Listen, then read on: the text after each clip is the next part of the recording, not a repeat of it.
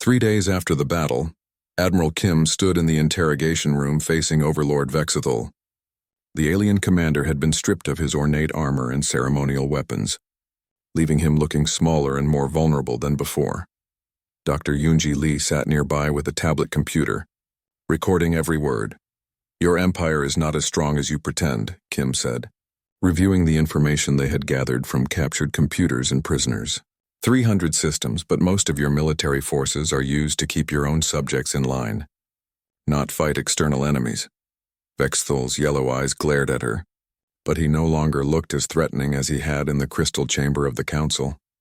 Defeat had broken something inside him that centuries of easy victory had built. "You understand nothing," he replied, but his voice lacked conviction. "The council has ruled for 1,000 years. Other fleets will come. Larger fleets." Kim smiled and activated a holographic display showing the current state of council territory. Red warning symbols appeared on dozens of worlds indicating civil unrest and rebellion. "Your other fleets are busy," she said. "Word of your defeat has spread through your empire faster than you can control it. 17 worlds have already stopped paying tribute. 23 more have demanded representation in council decisions. Your subjects are starting to ask why they should fear rulers who can't even defeat one human ship." The captured alien stared at the display in horror. The psychological foundation of council power was crumbling as news of the battle spread through their territory. Dr. Lee looked up from her tablet. "Admiral, we've finished analyzing their military records. Most council species haven't fought a real war in over 300 years. Their fleets are designed for suppressing colonists and maintaining order, not combat against equal opponents." This confirmed what Kim had suspected from the beginning. The Galactic Council was like a house of cards, impressive to look at, but fragile when pressure was applied in the right places. Captain Minho Park entered the room carrying a communication device. "Admiral, we're receiving a priority transmission from Earth. The President wants to speak with you directly." Kim left the prisoner with Dr. Lee and followed Park to the secure communication room. The face of Earth's president appeared on the main screen, surrounded by military advisors and government officials. "Admiral Kim," the president said, "congratulations on your victory. What's your assessment of the situation?" "The council is weaker than we expected," Kim reported. "Their technology is advanced but not superior to ours in most areas. Their biggest advantage was psychological. They convinced everyone that resistance was impossible. That illusion is now broken. What do you recommend for our next move?" Kim had been thinking about this question for 3 days. The easy path would be to negotiate a treaty that guaranteed human independence. The council would probably agree to leave Earth alone in exchange for keeping the secret of their weakness. But that would condemn billions of other beings to continued slavery under alien rule. "I recommend we don't stop here," Kim said.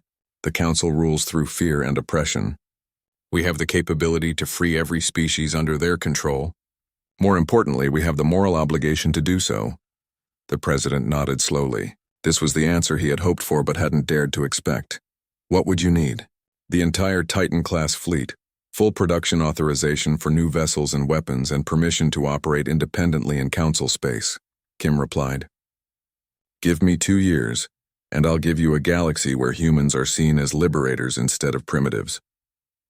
While Kim spoke with Earth's leadership, Dr. Lee continued her interrogation of council prisoners.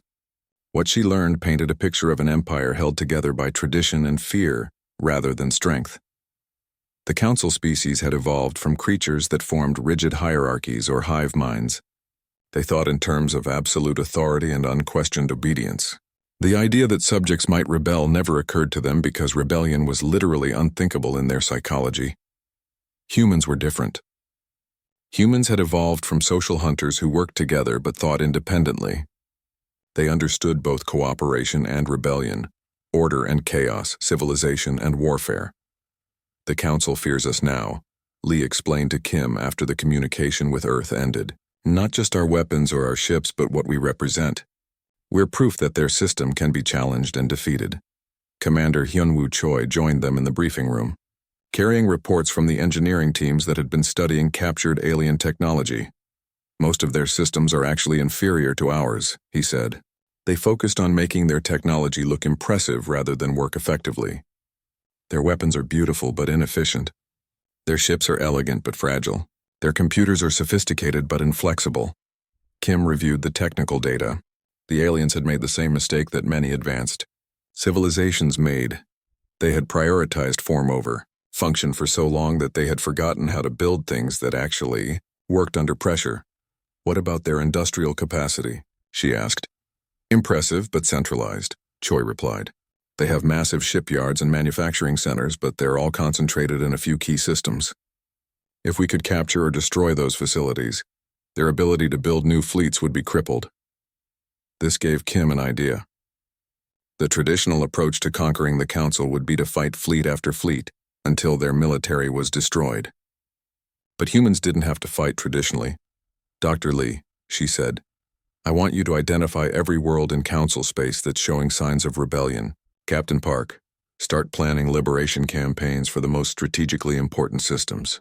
Commander Choi, design new weapons specifically for destroying their shipyards and manufacturing centers. Over the following weeks, the captured alien computers provided a treasure trove of information about Council weaknesses. The Empire was vast but hollow, held together by fear rather than loyalty. Most subject species would eagerly join a rebellion if they believed success was possible.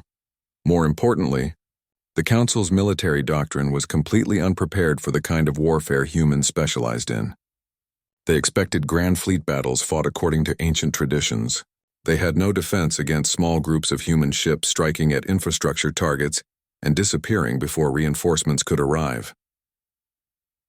3 months after the first battle, Admiral Kim received new orders from Earth. The President had authorized the construction of 50 more Titan-class warships and given her command of humanity's first interstellar liberation fleet as the Baekdu's Fury prepared to leave the solar system. Kim stood on the bridge looking out at the stars. Somewhere in that vast darkness, billions of beings lived under the rule of the Galactic Council. Most had never known freedom, never imagined that their oppressors could be defeated. They were about to learn otherwise.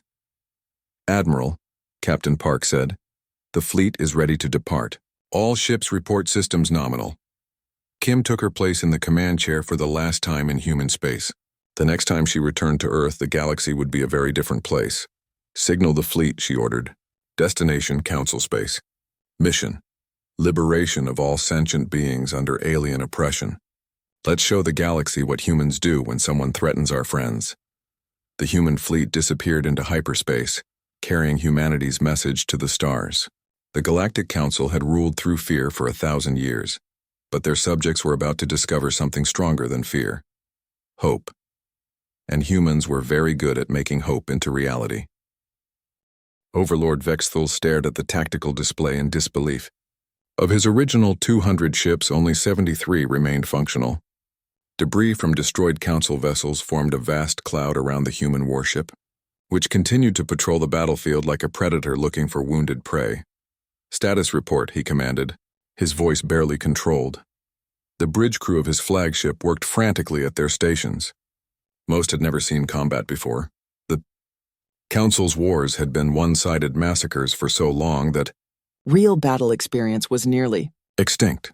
67 ships have been completely destroyed, reported the tactical officer, her voice shaking. 23 more are too damaged to fight. Engine failures on 12 vessels. Communication breakdowns across the entire fleet. Vexthul's claws dug into his command throne. In 1 hour, the humans had accomplished what no enemy had managed in 1,000 years. They had broken a Council fleet. How is this possible?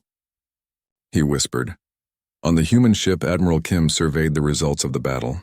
The Baekdu's Fury had taken damage. Hull breaches on 3 decks, 2 shield generators offline, and 15% of her weapon systems temporarily disabled. But her crew worked with the efficiency of people who had expected things to go wrong and planned accordingly. Damage report, Kim requested. Captain Park consulted his displays.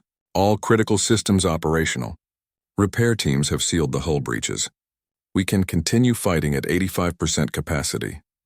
Dr. Yoonji Lee looked up from her science station, where she had been monitoring alien communications. Admiral, we're intercepting panic broadcasts throughout their territory. Word of this battle is spreading faster than they can control it. Kim nodded. The psychological impact would be as important as the military victory. The Council maintained control through fear and the belief that resistance was impossible. Today had shattered that illusion. Commander Hyunwoo Choi studied his weapon displays, already planning the next phase of the battle. "Admiral, I'm detecting movement among the surviving alien ships. Looks like they're trying to form a new defensive formation." "Let them," Kim replied. "They still don't understand what they're fighting." The surviving Council ships attempted to reorganize into their backup formation, a defensive wall with overlapping fields of fire. It was a textbook maneuver that had served them well in previous conflicts against primitive species, but the Baekdu's Fury was no primitive vessel. Kim activated her ship's industrial fabrication systems, something no alien military commander had ever considered doing during battle. While the Council fleet tried to restore order, human engineers were rapidly producing new types of ammunition specifically designed to counter alien shield frequencies. "Dr. Lee," Kim said, "how long for the specialized warheads?" 18 minutes, Lee replied. "We're analyzing their shield patterns and creating kinetic rounds with variable density cores. Their barriers are designed to stop uniform projectiles, not ammunition that changes properties during flight." This was another uniquely human approach to warfare. Alien species built weapons according to established principles, and used them the same way for centuries. Humans built weapons that could be modified during battle based on what they learned about their enemies. The Council fleet finished their defensive formation and began broadcasting demands for surrender. Overlord Vexthul appeared on the main communication screen, his reptilian features twisted with rage and fear. "Humans," he snarled, "you have violated every law of civilized warfare. Surrender now and we will show mercy. Continue this madness and we will call for reinforcements that will glass your entire planet." Admiral Kim looked at the alien overlord with something approaching pity. He still didn't understand that the old rules no longer applied. "Overlord," she replied calmly, "you came to our space with 200 ships to destroy or enslave us. We defended ourselves. If you call that uncivilized, then we're proud to be barbarians." The communication ended, leaving Vexthul staring at his reflection in the blank screen. Around him, his officers waited for orders that he seemed unable to give. On the human ship, the specialized ammunition was ready. Commander Choi loaded the new rounds into the mass drivers and prepared for the next phase of the demonstration. "Target their flagship," Kim ordered. "Disable, don't destroy. We need prisoners." The kinetic rounds that struck the Council flagship were different from the previous projectiles. These warheads changed their molecular structure as they passed through the alien shields, becoming harder and more focused at the exact moment of impact. The result was surgical precision. Weapons and engines destroyed, but life support systems left intact. The flagship went dark, drifting helplessly in space. Similar strikes disabled 6 more Council vessels in the span of 30 seconds. Captain Park monitored the alien communication channels. "They're calling for retreat, Admiral. The remaining ships are trying to break off and escape." "Launch pursuit drones," Kim commanded. The human ship released a swarm of automated hunters that began chasing the fleeing Council vessels. These drones were fast, relentless, and programmed with one simple goal: prevent any enemy ship from escaping to report human capabilities to the rest of the galaxy. Not yet. Anyway, Dr. Lee watched the drones streak across space toward their targets. "Admiral, we're receiving surrender signals from 17 alien ships. They're powering down weapons and requesting quarter." Kim nodded. She had achieved her primary objective, destroying the invasion fleet. But the secondary goal was equally important: gathering intelligence about the Council's true capabilities and weaknesses. "Signal the fleet to prepare boarding parties," she ordered. "I want prisoners, computers, and anything else that might tell us about their empire." The boarding process revealed another aspect of human warfare that horrified the aliens. Council species had evolved strict rules about combat between civilized beings. Elegant duels with predetermined outcomes, surrender ceremonies with ancient traditions, and respect for defeated enemies. Human Marines stormed onto alien ships with brutal efficiency. They wore armor that looked like mechanical monsters, carried weapons designed purely for killing, and moved through ship corridors like they had been born to fight in confined spaces. Yet when the aliens surrendered, the humans followed their own rules of war. Prisoners were treated correctly, wounded enemies received medical care, and captured officers were questioned professionally. The Council forces had expected either death or torture, but instead found themselves facing an enemy that was ruthlessly efficient in battle and surprisingly civilized afterward. Overlord Vex Thul found himself in the human ship's detention area, staring through energy barriers at his captors. The human soldiers who guarded him were polite but clearly dangerous. They moved like predators who were temporarily at rest. Admiral Kim came to see him personally, accompanied by Dr. Lee and a translator device. "You destroyed my fleet," Vex Thul said, his voice hollow with defeat. "You brought your fleet to destroy us," Kim replied. "We simply disagreed with your plan." The alien overlord studied his captor, a small human female who had accomplished what no military commander in Council history had ever faced. "What are you going to do with me?" Kim smiled, but it was not a pleasant expression. "That depends on how cooperative you are. We have questions about your empire. You can answer them willingly, or we can ask the other prisoners. But one way or another, we're going to learn everything we need to know about the Galactic Council."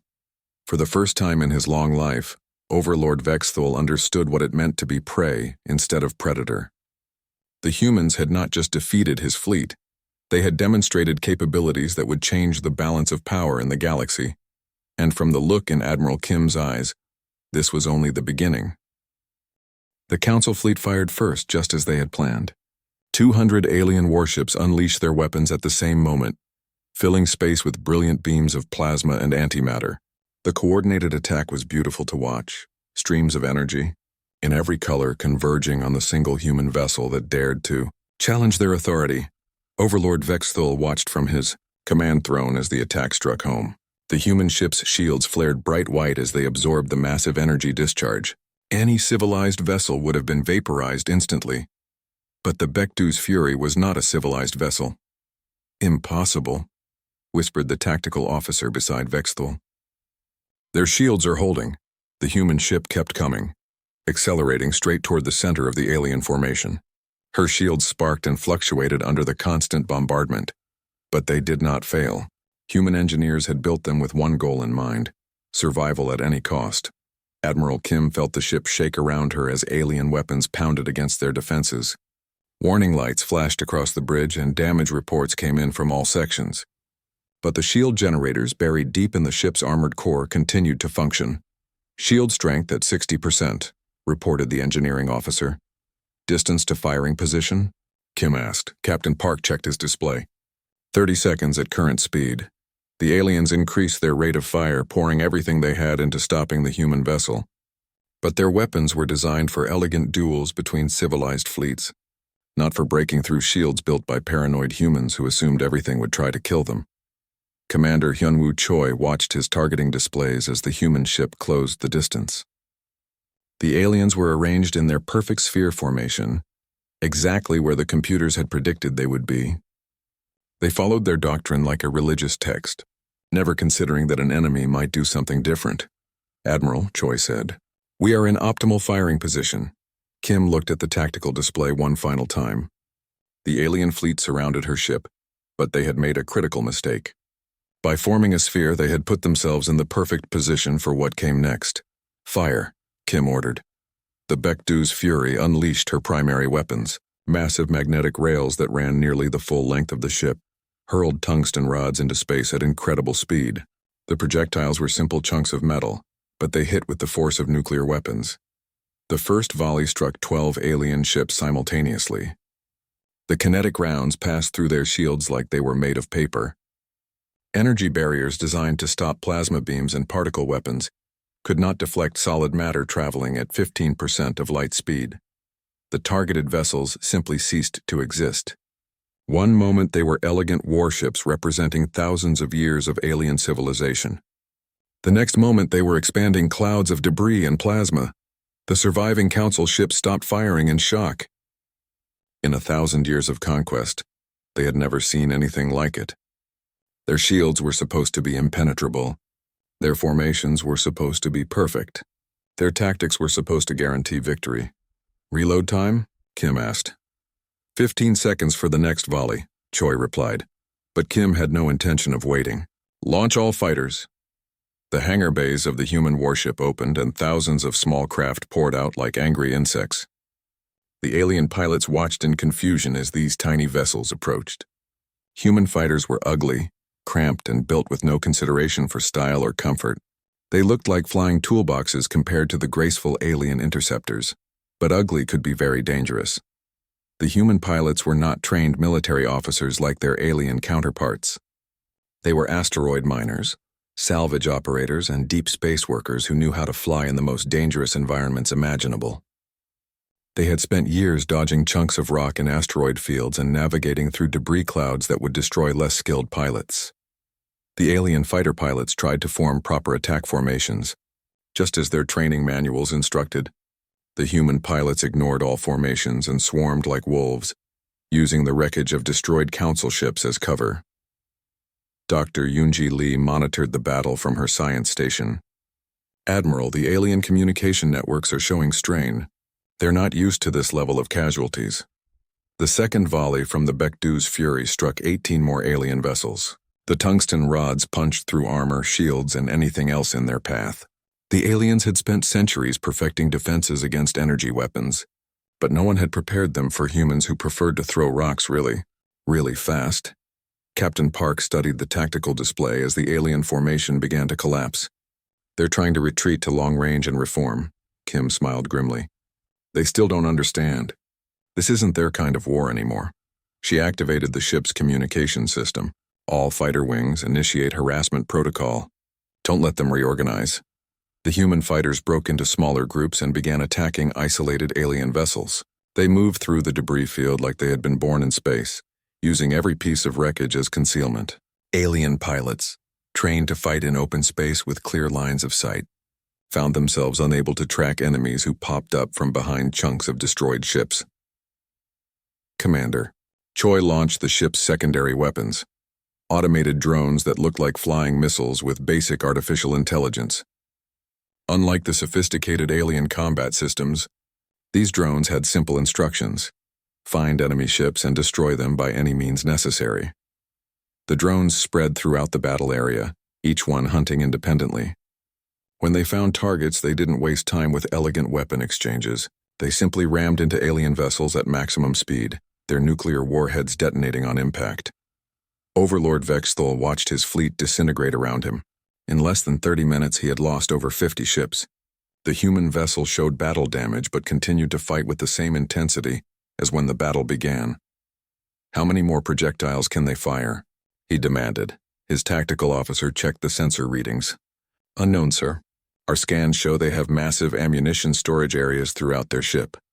This was another human innovation that confused the aliens. Civilized species used energy weapons that drew power from their ship's reactors. Ammunition was primitive, requiring storage space that could be used for more important things. But humans had always been good at logistics. The Baekdu's Fury carried enough kinetic rounds to level a small moon, and her manufacturing base could produce more during the battle if needed.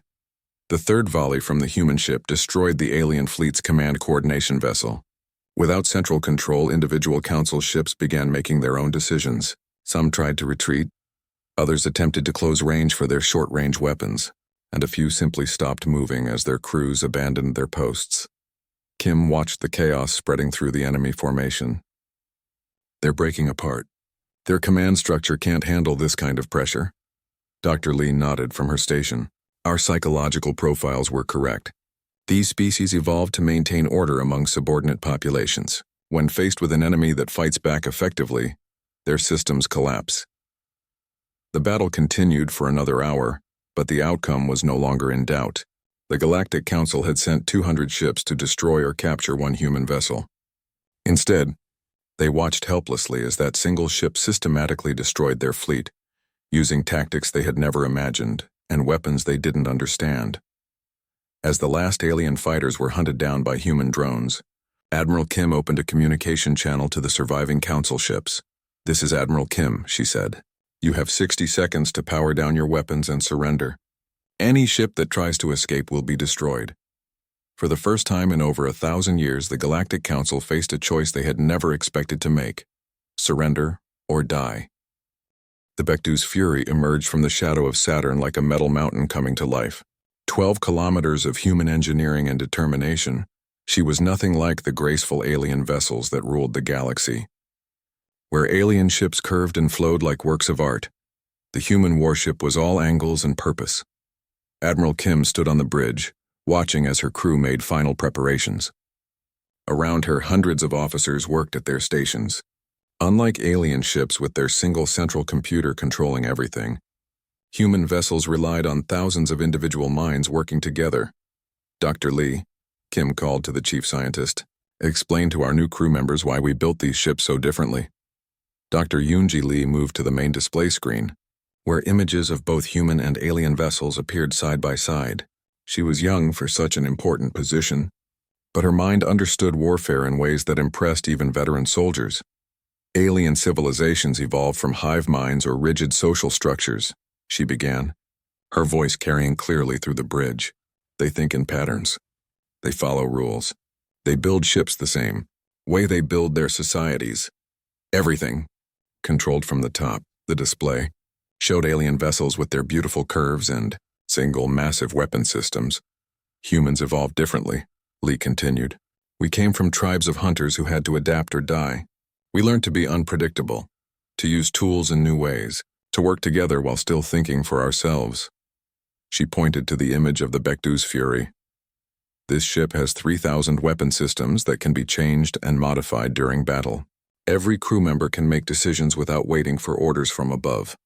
We built her to be chaos with a purpose. Captain Minho Park nodded from his position near the tactical displays. He had helped design many of the ship's systems, always asking the same question: what if everything goes wrong? Alien ships were built assuming everything would work perfectly. Human ships were built assuming everything would break. Incoming transmission, reported the communications officer. The alien fleet is requesting identification, Kim smiled. Put them through. The main screen showed a reptilian face with cold yellow eyes. Overlord Vexthal looked exactly like what he was, a predator who had never encountered anything that could fight back. Human vessel, Vexthal said in accented English. You will surrender immediately. Lower your shields and prepare to be boarded. Resistance will result in your destruction. This is Admiral Ji-won Kim of the United Earth Federation, Kim replied calmly. You have entered our space without permission. Turn around and leave. This is your only warning. The alien's eyes widened with surprise and then narrowed with anger. No species had ever spoken to the Council this way. You dare threaten us? We are the Galactic Council. We command 300 systems and 1,000 fleets. Your entire species could be wiped out with a single word from me. Kim's expression didn't change. Then you shouldn't have come here with only 200 ships. The transmission ended, leaving the alien overlord staring at a blank screen. In all his centuries of conquest, no primitive species had ever shown such confidence. Meanwhile, on the Baekdu's Fury, the crew prepared for battle. Commander Hyunwoo Choi checked his weapon systems one final time. The aliens would expect energy weapons, lasers and plasma cannons like every other civilized species used. They would not expect what humans had actually built. Mass drivers online, Choi reported. Kinetic weapons ready, hunter-killer drones loaded and prepared for launch. The mass drivers were humanity's answer to energy weapons. Instead of trying to match alien technology, human engineers had done what they always did, found a completely different approach. Massive magnetic rails ran the length of the ship, capable of firing tungsten rods at 15% of light speed. No shield in the galaxy had been designed to stop solid objects moving that fast. Dr. Lee, Kim said, remind me why the aliens never developed kinetic weapons. Because they're not elegant, Lee replied. Alien weapons are designed to look impressive and demonstrate technological superiority. They want their enemies to see beautiful beams of energy and surrender in awe. Kinetic weapons are just chunks of metal that destroy things. No style points, just results. The tactical display showed the alien fleet approaching in their standard formation, a perfect sphere with the flagship at the center. It was a formation that had never failed them in 1,000 years of conquest. Captain Park studied the enemy positions. They're doing exactly what our simulations predicted. Same formation, same approach speed, same communication protocols. They really haven't fought a real war in centuries. Kim nodded. The Council had grown soft, dealing only with primitive species who had no choice but to surrender. They had forgotten that warfare was about more than having bigger ships and more advanced technology. All stations, this is the Admiral, Kim announced over the ship's communication system. In 60 seconds, we're going to show the galaxy what humans are capable of. Remember your training. Remember why we're here, and remember that Earth is counting on us. The countdown began. Across the ship, thousands of crew members prepared for humanity's first real test against galactic civilization. In the fighter bays, pilots climbed into their cramped, ugly little ships that looked like flying scrap heaps compared to elegant alien fighters. In the weapon bays, loading crews made final checks on ammunition that the aliens would never see coming. 30 seconds, Park announced. The alien fleet continued its approach, confident and unhurried. They had done this so many times before. The primitive species would fire a few desperate shots. Their weapons would bounce harmlessly off Council shields. And then would come the surrender. 10 seconds, Park said. Kim gripped the arms of her command chair. In her mind, she could see the faces of everyone on Earth. Billions of people who had no idea their fate was being decided in the cold space between Saturn and Jupiter. Admiral, Choi said quietly. Weapons ready. The alien fleet came within firing range. Energy weapons began to power up on 200 Council ships, their beautiful colors painting space with deadly light. Kim looked at the tactical display one final time. The aliens were perfectly positioned, following their ancient playbook. They expected the humans to sit still and trade shots like civilized beings. All ships, Kim said into her communicator. Execute Protocol Mjolnir. The Bekdu's Fury and her sister ship suddenly accelerated directly toward the alien formation. It was not elegant. It was not civilized. It was the most human thing possible. When faced with superior numbers, charged straight at them and hit harder than anyone expects. The battle for humanity's future had begun. The massive crystal chamber floated in space around the gas giant SciFiPrime. Inside, 12 different alien species sat around a circular table that glowed with soft blue light. This was the Galactic Council, the group that ruled over 300 star systems and countless billions of creatures. Overlord Vexthul, a tall reptilian being with dark green scales, stood at the center of the room. His yellow eyes scanned the other council members as he spoke in a voice that echoed through the chamber. We have a problem, he said, his clawed hand pointing to a holographic star map. The humans. 3 small red dots appeared on the map showing the human star systems. They looked tiny compared to the vast green areas that marked council territory. These creatures refuse to follow our laws, Vexthul continued. They will not pay the tribute tax. They will not accept council governors. They act like they are our equals. A bird-like alien named Kretal fluffed her feathers in annoyance. How many ships do they have? She asked. Our spies report maybe 50 vessels, another council member answered. Small patrol boats, nothing bigger than a kilometer long. They use simple plasma weapons and basic shields. The council members looked at each other and laughed. Vexthul's mouth twisted into what might have been a smile, showing rows of sharp teeth. 50 ships, he repeated. We have destroyed entire empires with 1,000 times more vessels. These humans are like children playing with toys. For over 1,000 years, the Galactic Council had ruled without challenge. When a new species was discovered, the process was always the same. First came the diplomatic visit explaining council law. Then came the tribute demands. If any species refused, the council sent their fleets to demonstrate superior power. Every species had eventually submitted. What do we know about human military tactics? Asked Zixmore, a slug-like being whose skin constantly changed colors. A floating screen appeared above the table, showing images of human ships in battle during their civil wars. The aliens watched as the crude vessels fired simple projectile weapons at each other. Primitive, Vexthul said. They still use solid ammunition. Their ships have no style, no elegance. Look at these designs. Ugly metal boxes with no artistic value. The other council members nodded in agreement. Their own ships were works of art, with flowing curves and beautiful colors. They had been designed by species with thousands of years of culture and refinement. Their largest battle involved only 12 ships, another alien reported. They have never fought a real war against an advanced civilization. They do not understand how galactic warfare works. Vexthul turned to face the assembled council. I propose we send the 47th Enforcement Fleet to human space. 200 ships should be more than enough to make them understand their place. The vote was unanimous. The council had never encountered a species that could resist their might, and they saw no reason why humans would be different. Far away, in a hidden base orbiting Saturn, Admiral Ji-won Kim received the worst news possible. Long-range sensors had detected a massive alien fleet heading toward Earth. The ships were moving fast and would arrive in less than a week.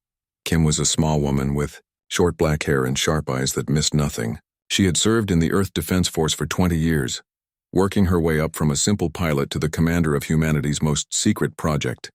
"How many ships?" she asked Captain Minho Park, her second-in-command. 200 confirmed, Park replied, his face grim. "All larger than anything we have in our regular fleet." Kim nodded slowly. She had expected this day would come. For 5 years, human scientists and engineers had been working on a secret project. The aliens thought they knew everything about human capabilities, but they were about to learn how wrong they were. "Send the activation codes to all Titan stations," Kim ordered.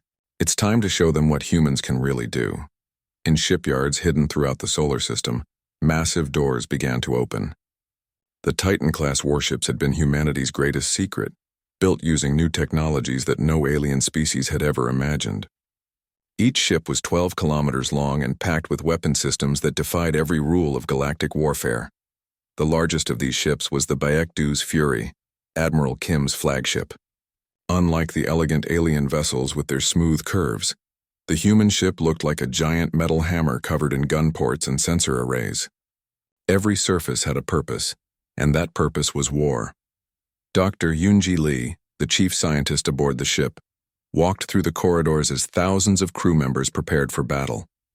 The aliens would expect humans to follow the same rules of warfare that had governed galactic conflicts for centuries. They were about to discover that humans had never been very good at following rules. "Admiral," Dr. Lee said as she entered the bridge, "the weapon systems are ready. All crew members are at their stations." Kim looked out at the stars through the main view screen. Somewhere out there, 200 alien ships were coming to destroy humanity or force them into slavery. The aliens thought they were dealing with a primitive species that would beg for mercy. "They have no idea what they're walking into," Kim said quietly. Commander Hyunwoo Choi, the weapons officer, checked his displays one final time. The aliens used energy weapons that looked impressive, but were designed more for show than effectiveness. The human approach was different. Human weapons were built to kill, not to look pretty. "All stations report ready," Captain Park announced. "The fleet is moving into position." Kim took her place in the command chair. Around her, the bridge buzzed with quiet activity as hundreds of human officers prepared for humanity's first real test against galactic civilization. The aliens expected an easy victory. They had faced dozens of species over the centuries, and the pattern was always the same: a brief show of force, surrender, and then another species added to the Council's empire. But humans were different. Humans had spent thousands of years fighting each other, developing weapons and tactics that no other species had considered. Humans had learned to be creative, to adapt, to survive against impossible odds.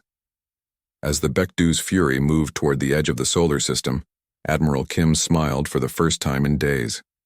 The Galactic Council was about to receive an education in human warfare. She only hoped some of them would survive long enough to remember the lesson.